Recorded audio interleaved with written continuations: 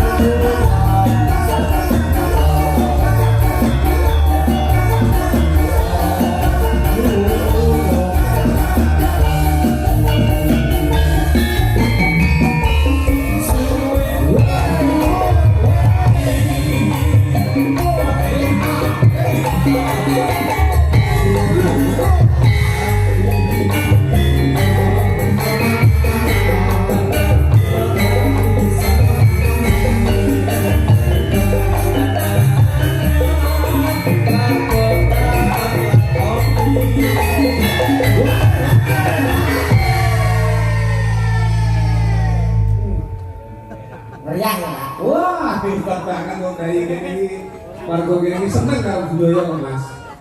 Ya, apa ini ya? Pas setengah jam ya, Pak. Nah,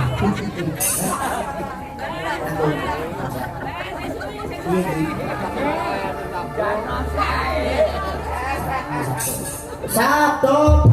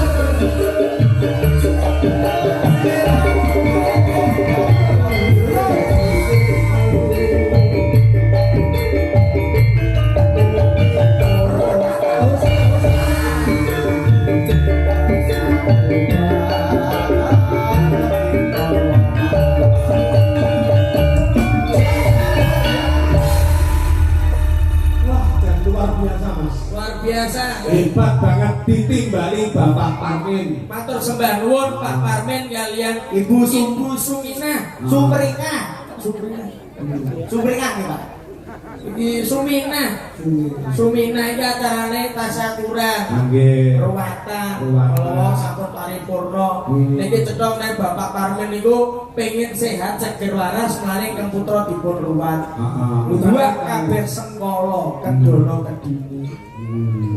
Iya, wong Jawa ini apa nih sing dipilih pagelaran wayang kanthi jalan Ki Eko Kondo Krisdianto saking Tulungagung Kawinguan dagelan kondang saka Blora. Matur sembah. Bangun ngoten Lha wae. kamu ki tak unggahke. Unggah nopi Eko kono wis dilokne. Piye? Dagelan cilik-cilik.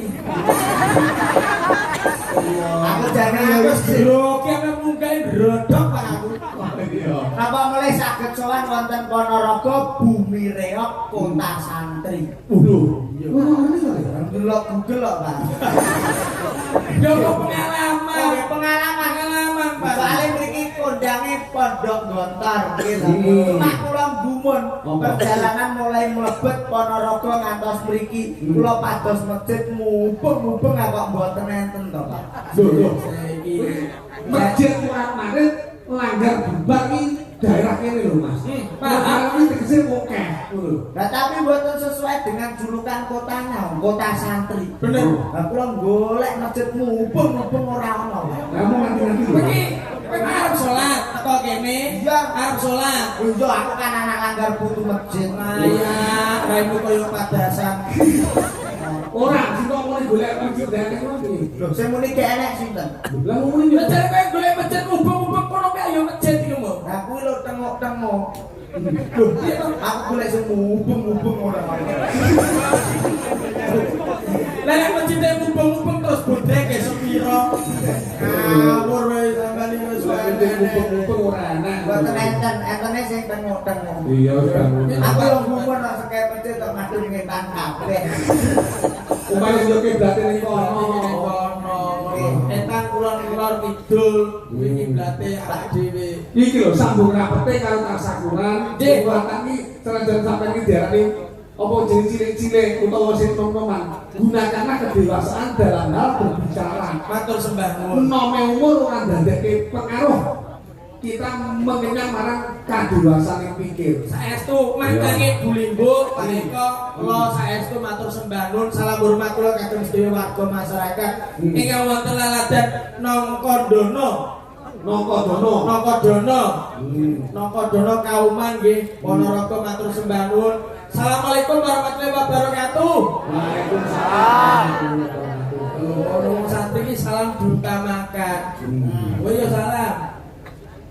Sing ape unggah aku tata krama nek niate salah rono kadepe yo dipasne rono. Iya ya. Rada maju sithik.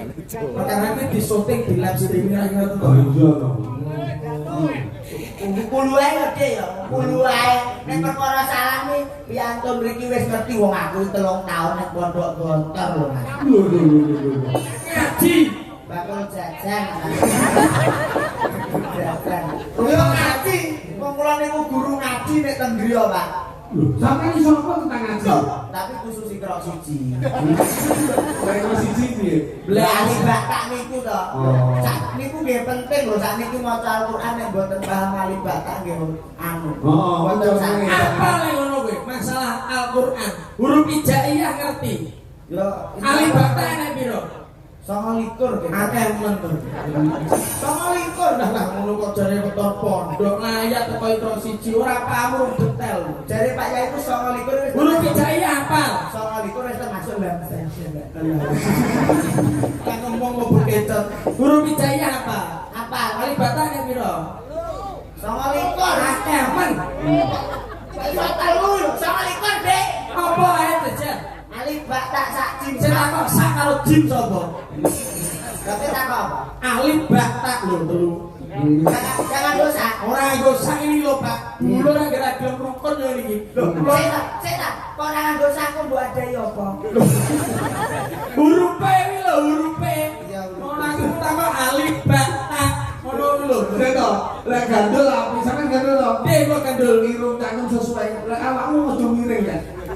Bangi cangkemmu dibanding wong liya. Kula jane mancung, Pak. Nek lambene kedawan. Tapi nonton mboten sombong. Kula riyen nek pomo gelem no dadi mantune Bupati Blora. Lho. Tapi kula tolak. Mboten sombong. Lah piye anake lanang. Iki barep kopi ya dulurku lanang. Iya. Ini kan dulur to Pak. Ini tunggal bapak dhewe ibu. Ini dulur asu. Apa kuwi? Dulur asu. Kok sasu? Tunggal bapak dhewe ibu niku dulur asu. Istilahnya. Istilahnya. Kula dulure. Dadi asune. Dadi awak dhewe kudu rukun kek omah mboten purun rukun to Pak. Budale mana? Lah geger ning mobil udur-uduran. Sebabe. Perkara winane untuk tanggapan derek sampeyan nyelengi tumbaske sapi.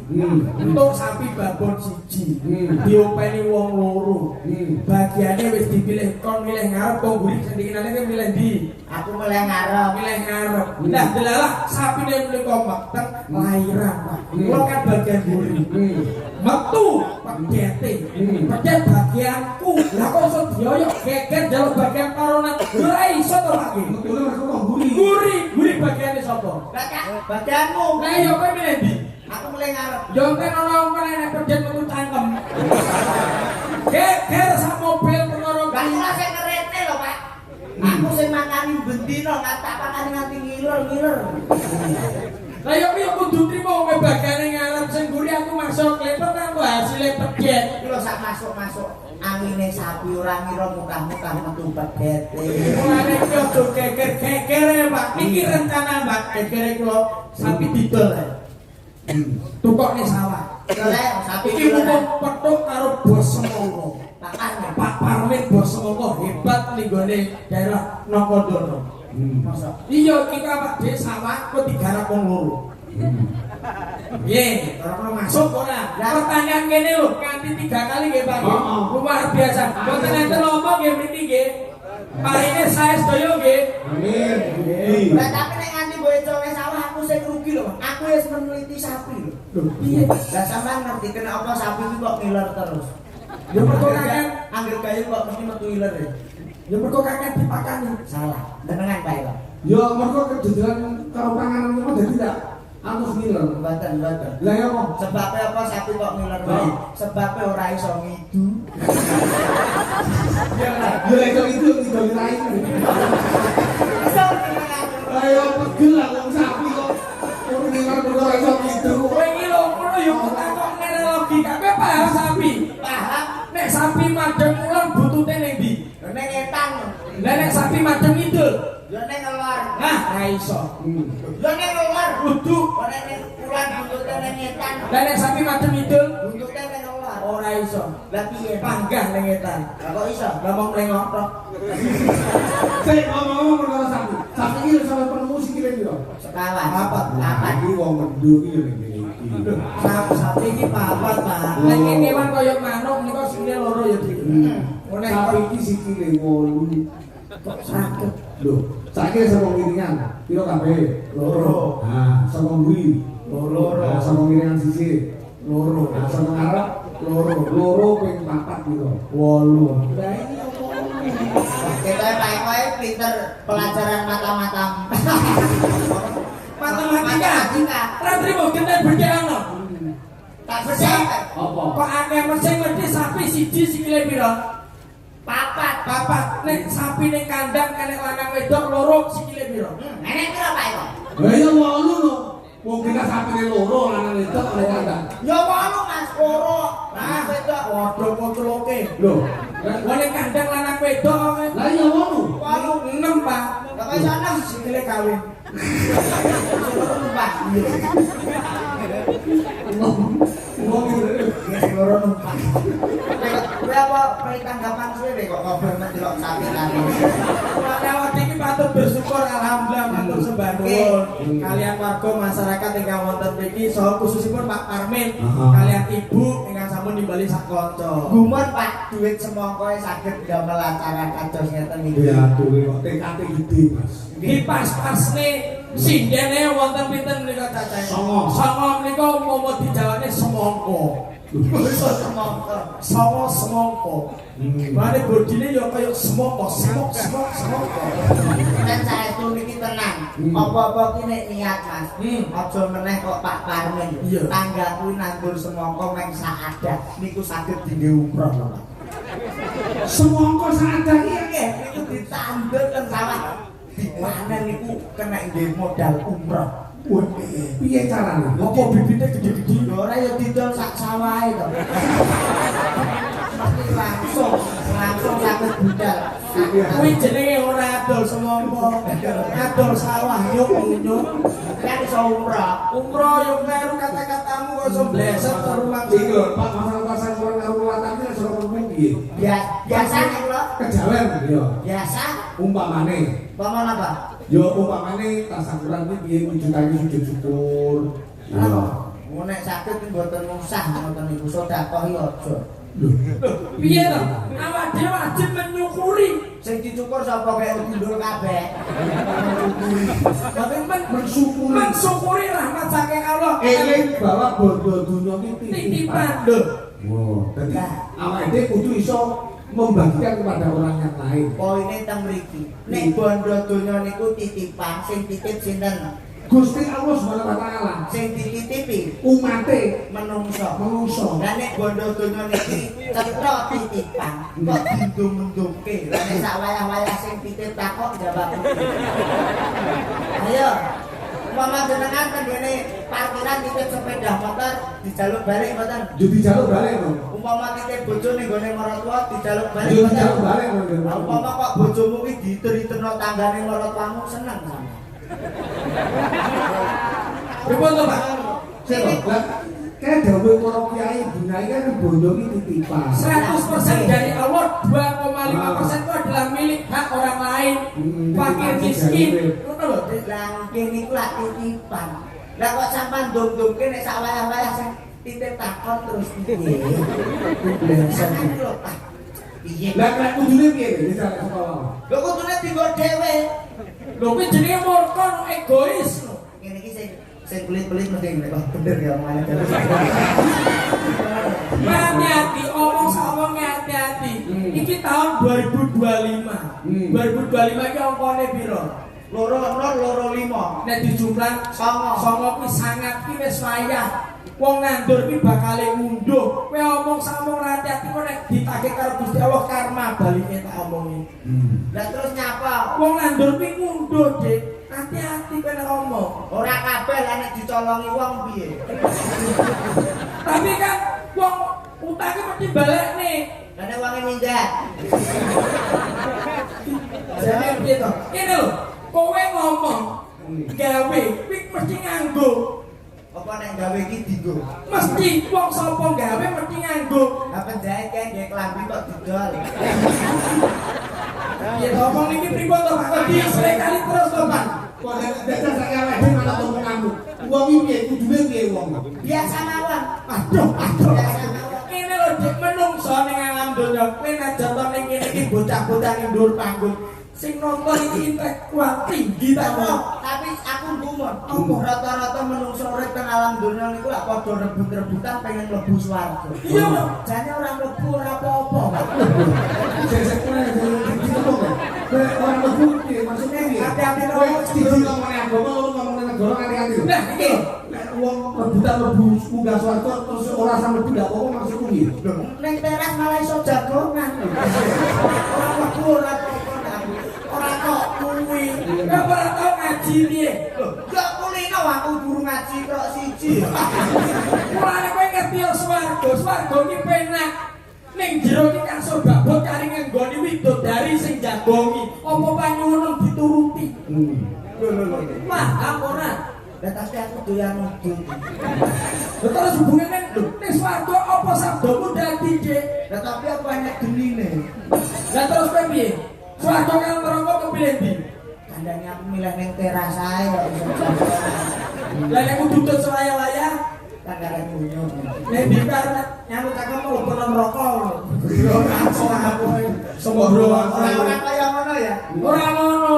Lah sembrono aja ngawur kowe. Nggih, sing baku niki Pak Parmen luar biasa. Nah, sedekah sing paling bermanfaat nggih bengi niki. Nah. Mergo nek wujude pagelaran iki dirupiahne, dindomne dhuwit niku paling mentok seminggu sesasi pun telas. Tapi nek diwujudke pagelaran ngeten iki iso gawe senenge atine wong akeh niku manfaate seumur hidup. Sapa wong sing gawe senenge wong akeh? Insyaallah nek ngono bakal kawimbuan. Wujude ganjaran pahala toto diangkat derajat martabate. Masuk. Iki aku seneng dereke Pak Eko iki pasti ada kata-kata mulia sing iso tak go mulai tak go pelajaran hidup. Kaya awakmu nek membangun rumah tangga piye ben kabeh bojomu ki tresno karo awakmu. Wis dibojo ro. Sampun. Bojomu lanang. Lanang. Wedok. Uang. Uang. Oh. Putramu anakmu sudah. Kalih, Pak. Umpamane bojo kuwi bojo sing sip. Ngerti tugasnya wong wedok 3M. Oh, kudu. Siji, Masak, loro, mana, telu, mana. Loh. 3M iki gak ngono. Tapi Masak, masak, mana? alah kalau bojoku jarang macak yo monak mana.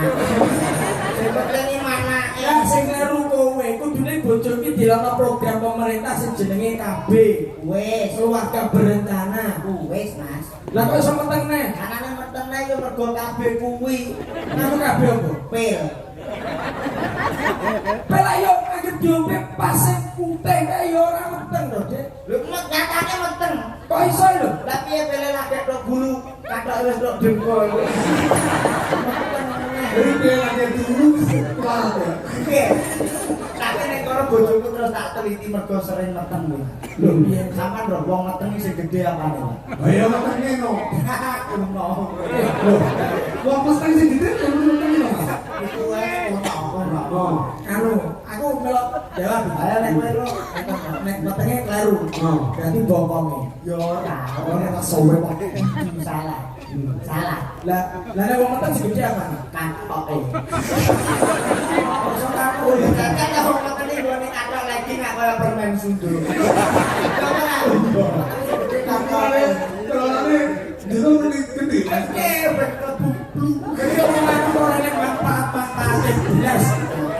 Menungso urip iki disawati saka awake, anjine awak iki saka kumendah. Anjine raga iki saka busana, anjine diri iki saka lati. Ngomong sak omong iki hati-hati kok anggere bleneh ae iki.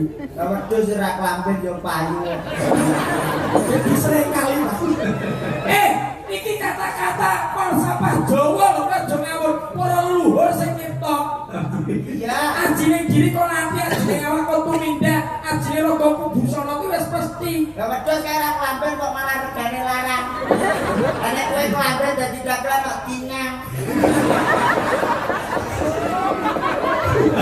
Yo karena manajemenmu kok itu.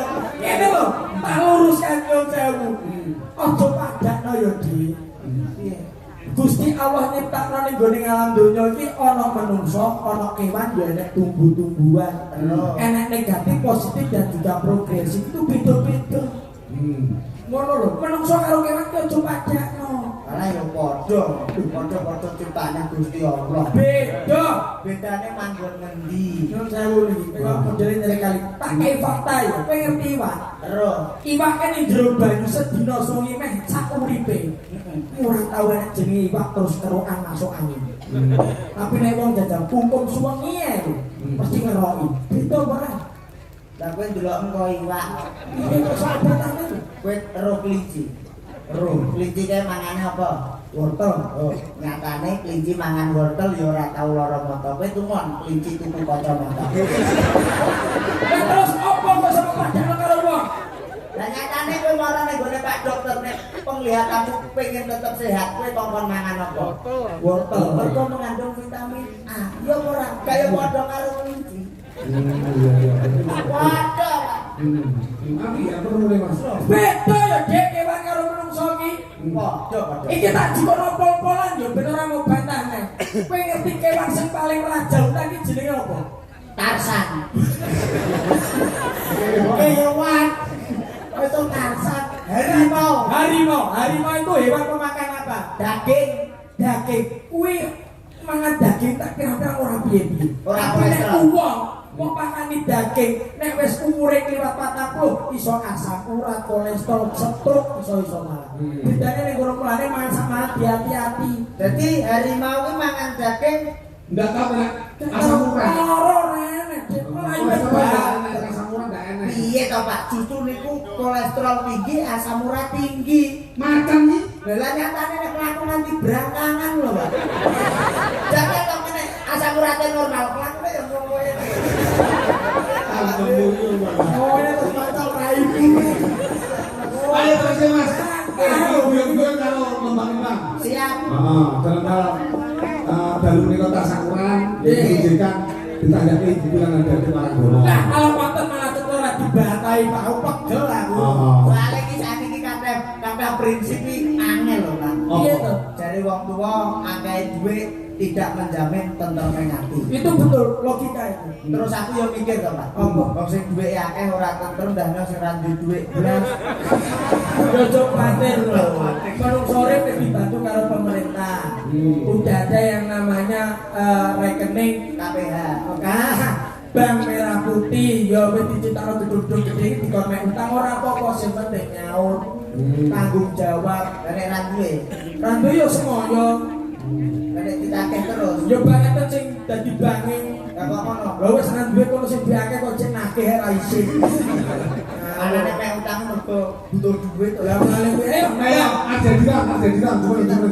Hilang no. Kirim. apa? Sing itu bebek coplok saya ben ditenang. Wes. Jaran.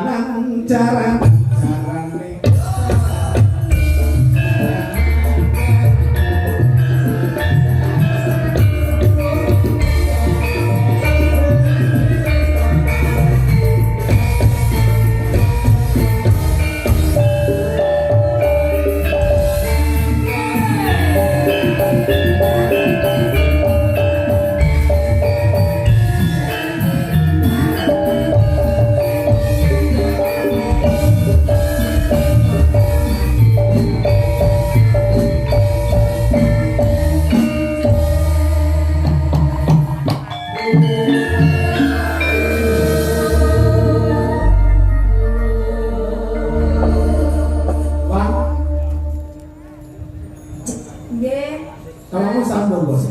Sampun. Wis sampun kan. Sampun satu kali. Sing dia apa? Oke toh Pak. Ngatok, lah sampean meter tau nganggo lejing ora. Aku terus bayang to. Piye? Ya oh pengen gede sirai cilik. Ayo api. Ana dadu karo Mas Gandul. Sampean ngendi, Mbak? Halo. Sampean ngendi? Aku di antara kalian berdua toh. Nggih to. Misalnya yang sampai milih aku opo panyuwunmu bakal tak udani woy. Ini kanane.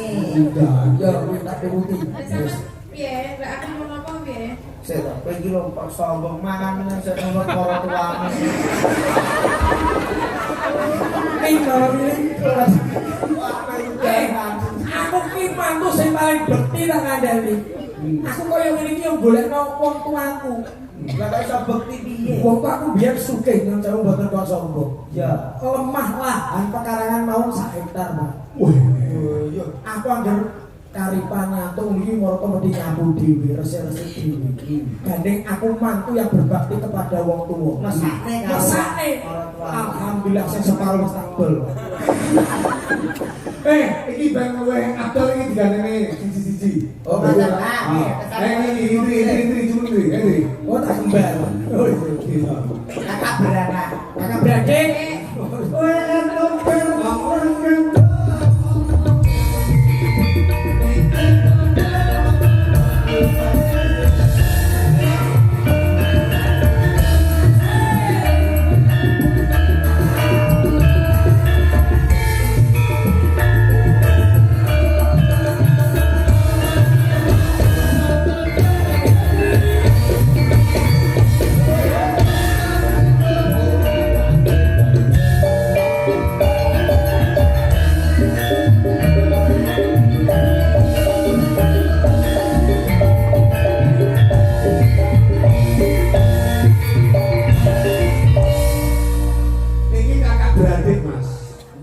Dia Juang kalau Ibi. Lah kok jenenge pinter? Yo yang jenenge kakak berarti yo Kakak beradik paling orangnya yang mirip-mirip ke Parno yo karo Parni nek lanang wedok. Oh, Parno yo karo Sarmo kan padha. Mosok Iwan karo Indri jauh. padha karo ini yo. I karo Iwan Indri. Oh, ini. Oh. Lah tanggamu kan sapa kan? Di Sing dulur kembar kae Nini karo Lulu kan. kowe kok iso eleng ya kamu. Ayo saiki gandeng kamu karo Iwan. Kula tak milih sing iki mawon, Mas. Yo ben pilihane kok e. Aku seneng sing guyang-guyu iki lho, Mas. Kenapa sebabnya kok guya-guyine ketok manis? Sebabnya cantik. Hah, gak iso. Lah sebabnya Pergo dekik pipine. Lho, sapa wong yo wedok sing dekik pipine senyum sithik lho wis istimewa. Kaya bojomu kan ra iso dikek sak manis-manise ki angel. Hanya apa? Wong dekike rokok. Apa kayak tiba kantong cor-coran. Wah, ya ora dekik to. Wow, ora. Ayo Indri, apa karo Indri? Iki lho, kita sehat sing iki, Mas. Ini karo bayi kan. Sampai dinyek bayi kan, masa saya dulu gak sehat. Lu kan yo sehat lho. Jadi si aneh guyang-guyu, Mbak. Soalnya dawuh Pak Dokter, ki nek wong ki seneng guyu, iku paru-parune marakne sehat. Lah iki malah kentel lho malah. Aku dhewe masih Cemburu. Jangan khawatir, nggak apa-apa kamu ditukarkan dengan saya nggak masalah. Istimewa. Wes rapopo insya Allah aku lambat dari Pak Ketumpakane kula saiki wis mobil. Sama numpak mobil saiki ya Mas. Mobil tak parkir ning lapangan kang dene tulisane ora nyono. Mobil gandul. Ora sak kuwatir iki kowe aku nek ning ratangga aku di mobil akhirnya tulisane dijual. Kok sombong sithik? Aku kan bakul. Nggak masalah, nggak apa-apa. Yang penting rekening di bank. Wah, banyak. Banyak ya. Aku tiap tambah tanggapan pasti uang saya titipkan di bank. BRI ada, BNI ada, mulai simpedes. Wes pokoknya semua tabungan simpedes, simpedes. Kok sambel. Pokoknya semua BNI ada. Full. Jaluk apa kangen lho? Nyuwun apa tak turunin mau jalan-jalan Mau jalan-jalan. kemana? Jangan di lokal, interlokal. Internasional ya Mas. Yang penting jangan di Iran dan Israel. Apa? Ada bom-boman. Beda omah ya Dek, apa kulit memabuk kendaraan. Salah duit kurang dapat. Halo sampean. Sampai sampean Mas. Makasih wis rasa dulu. Gak apa-apa. Duit ku nek omah telung sak urung berarti. Wis duit kok ora telung sak iki. Bisa wujud pari ya. Wah ayu. Luar biasa cantik, luar biasa perawatan. Nanti saya belikan skincare ya sih ya. Bujumar apa bukan nopo? Fresh care. Oke kulino mabulan. Ciki roto. Aja nes-nes toh su. Loh. Diantaranya Mas, pundi tanya tuan rumah ning mau ngidam kari. Piye toh? Aja nes-nes toh su. Aja nesu toh su. Loh. Sune siji aja nesu to. Aja nesu toh. Ini tuh masuk. Kalau out itu keluar. Oh iya. Kalau outball, Outban. outball itu apa? Outbal iki bal metu. Oh, nek jenis handball, Kuwi bal kena tangan. dan nek bal mlebu gawang, Gol. tanpa bobol. Ya, di rumah tembaknya nganggo ngidam